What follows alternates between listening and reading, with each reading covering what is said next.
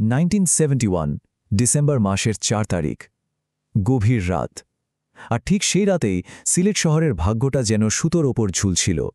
সবকিছু নির্ভর করছিল গোয়াইনঘাট নামের একটা জায়গার একটা ভীষণ দুঃসাহসিক যুদ্ধের ওপর কিন্তু প্রশ্ন হল একটা রাতের যুদ্ধ কিভাবে একটা গোটা অঞ্চলের গতিপথই বদলে দিতে পারে চলুন সেই গল্পটাই আজ জানা যাক গোয়াইনঘাট নামটা শুনলে মনে হতে পারে সাধারণ একটা জায়গা কিন্তু না গোয়াইন নদীর তীরে থাকা এই জায়গাটা আসলে সাধারণ কোনো ভূখণ্ড ছিলই না পাকিস্তানি সেনাবাহিনীর কাছে এটা ছিল একটা দুর্ভেদ্য দুর্গ আর মুক্তিযোদ্ধাদের কাছে তাদের কাছে এটা ছিল সিলেটের সেই বন্ধ দরজা যেটা তারা এক প্রকার লাথি মেরেই ভাঙার জন্য তৈরি হচ্ছিল তো সেই কুয়াশা ঢাকা রাতে ঠিক কি ঘটেছিল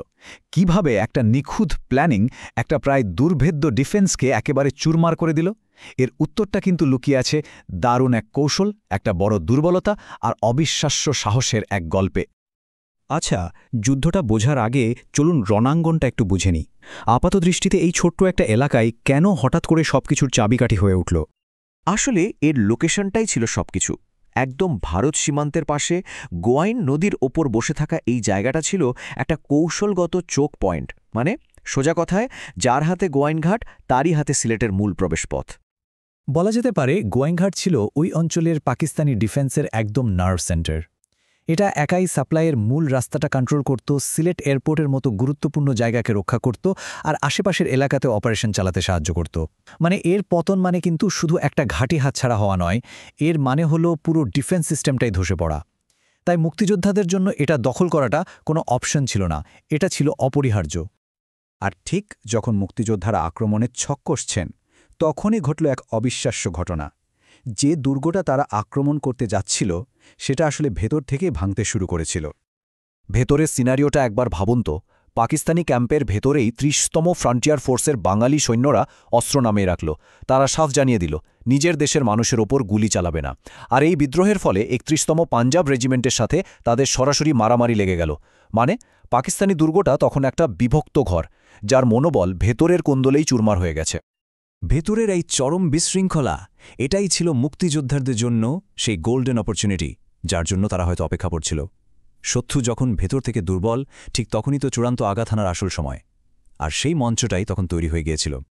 আর এই পুরো অ্যাট্যাক প্ল্যানের মাস্টার মাইন্ড ছিলেন ৩য় ইস্ট বেঙ্গল রেজিমেন্টের ক্যাপ্টেন নবী তিনি শত্রুর দুর্বলতাটা ঠিকঠাক ধরে ফেলেছিলেন এবং সেটাকে কাজে লাগানোর জন্যই একটা নিখুঁত মাল্টি ডাইমেনশনাল অ্যাটাকের ছক কষেছিলেন প্ল্যানটা ছিল একদমই ঘড়ির কাঁটা ধরে ৩রা ডিসেম্বর রাতের অন্ধকারে মুক্তিযোদ্ধারা নিজেদের পজিশনে যাওয়া শুরু করে ভোর ৩টের মধ্যে প্রত্যেকটা কোম্পানি নিঃশব্দে রেডি ৪টার মধ্যে ক্যাপ্টেন নবী নিজে পশ্চিম তীর থেকে কনফার্ম করলেন যে সব ইউনিট তৈরি আক্রমণের ফাইনাল সময় ভোর ৪:৩০ ব্যাস ফাঁদ পাতা হয়ে গেছে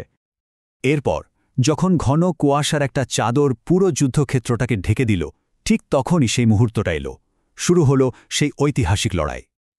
কুয়াশাটা ছিল ভীষণ ঘন যেন একটা দুর্ভেদ্য কম্বল প্রায় কিছুই দেখা যাচ্ছিল না দেখুন আক্রমণকারীদের জন্য এটা যেমন একটা কভার ছিল তেমনি ছিল একটা সাংঘাতিক চ্যালেঞ্জ এই বিভ্রান্তিকর অন্ধকারে কিন্তু প্রত্যেকটা পদক্ষেপে ছিল একটা বড় বাজি এরপর ঠিক ৪:৩০ দক্ষিণ দিক থেকে একটা সবুজ ফ্লেয়ার কুয়াশা চিরে আকাশে উঠে গেল ওটাই ছিল সিগন্যাল আর সঙ্গে সঙ্গেই চারিদিক থেকে পাকিস্তানি পজিশনের উপর যেন নরক ভেঙে পড়ল পাকিস্তানি সৈন্যরাও কিন্তু বাংকার থেকে সাংঘাতিক প্রতিরোধ গড়ে তুলেছিল কিন্তু মুক্তিযোদ্ধাদের হাতে ছিল একটা ট্রাম্প কার্ড তাদের রিকয়েলেস রাইফেলগুলো এক এক করে শত্রুর হেভি ওয়েপেনগুলোকে টার্গেট করতে শুরু করল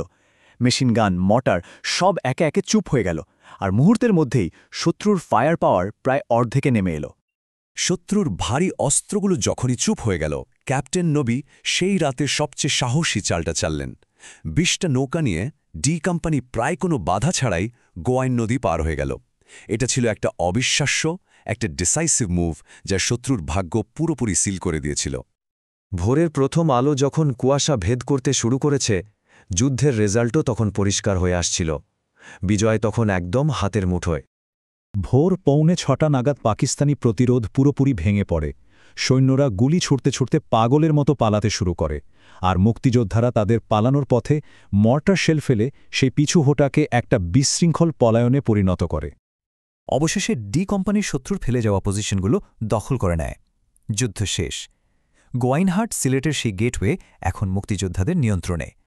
এই একটা বাক্যই কিন্তু পুরো বিজয়ের সারমর্মটা বলে দেয়।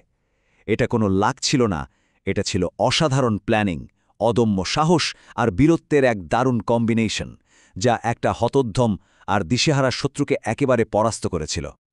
গোয়াইন ঘাটের পতন হল, সিলেটের দরজা খুলে গেল। কিন্তু এই একটা ঘাটির পতনের প্রভাব শুধু একটা শহরের মধ্যে সীমাবদ্ধ ছিল না, এর ধাক্কা ছড়িয়ে পড়েছিল আরও অনেক দূরে। আর এটাই একটা দারুণ প্রশ্ন তুলে দেয়, কিভাবে একটা ছোট কিন্তু নিখুঁতভাবে এক্সিকিউট করা বিজয় একটা পুরো যুদ্ধের গতিপথকে বদলে দেওয়ার ক্যাটালিস্ট হয়ে উঠতে পারে। এটা কিন্তু ভাবার মতো একটা বিষয়।